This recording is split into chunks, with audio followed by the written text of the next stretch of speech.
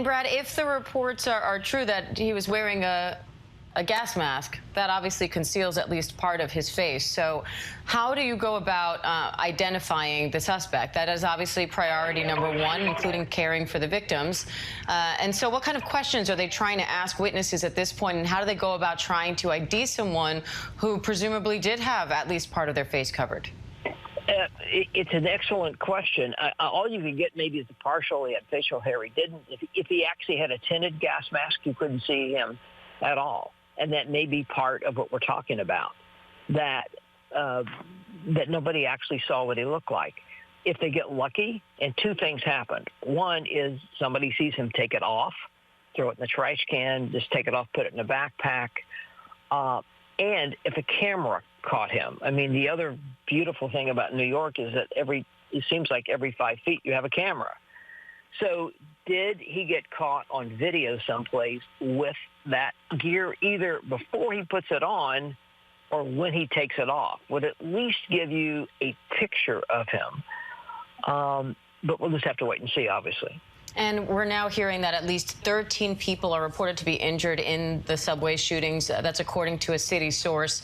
Many, if not most, appear to have been shot and have been taken to multiple hospitals in Brooklyn.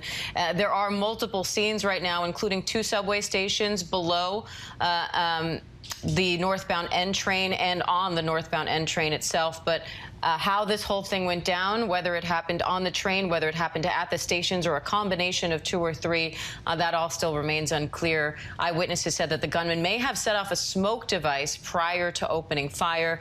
The shooter remains at large, though, so presumably priority number 1 right now, Josh, is not only to care for the injured, but also to try to find this gunman and stop him from presumably or potentially doing something else. Right, and as Brad said, over the last 20 years, the NYPD has set up a network that tracks both city-owned cameras and also cameras that are used for security for private businesses around the city, and it all filters in to one command center in Lower Manhattan.